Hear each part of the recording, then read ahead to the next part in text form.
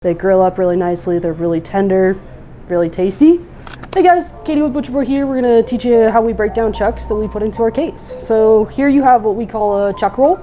Pretty much we start by trimming off some of this felt that you'll see right here. It's just not really great to eat. It doesn't break down, so we'll take that off. Just like so. You can see as I'm kind of cutting into it, it's tough. It's not one of those things that even with a slow cooking method that you're gonna get to remove. And so we'll take care of that later, and what's left on there will go into trim. But now we do our chuck roast about 2 inches thick. So we just kind of go into it. And as you can see, you'll have a nice chuck roast.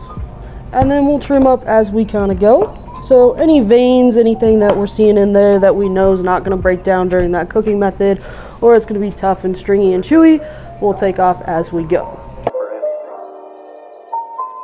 Like you said, a human being, I'm going to make you take that chance. Things have been different for me ever since I met Hildy. I've never met anyone quite like her before.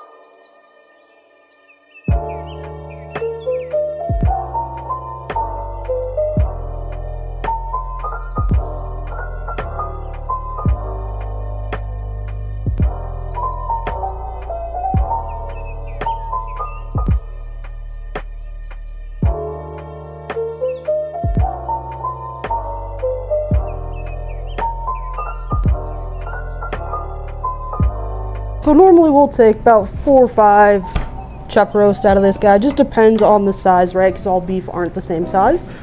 So once we get 4 or 5 chuck roast, then we'll kind of go into our stew meat, which comes out of our chuck area. And again, it's got that nice marbling, great for a slow, wet cooking method. Breaks down really nice and tender.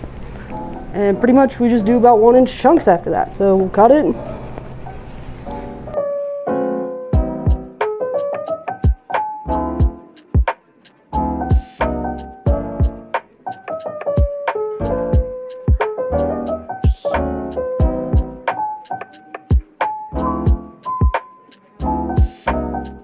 And again, any byproduct we're getting out of this, we're going to be throwing into our ground beef products. So none of this is really truly going to waste besides the inedible stuff that can't really be broken down and eaten.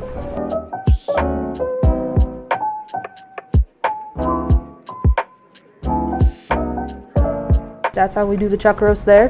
One thing I will mention is out of the chuck roast, you also get some really awesome cuts as well. So this right here, this muscle section that you're seeing, that's going to be the chuck eye. That is what turns into the spinalis on your ribeye, which is that ribeye cap that most people really like. It's one of my favorite cuts. I love a good chuck eye.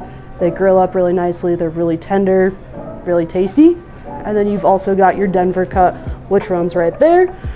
Also super well marbled, can also be eaten as a steak. Both of them are pretty awesome. Again, quick sear, nice medium rare, rare even, and it makes a really delicious quick dinner.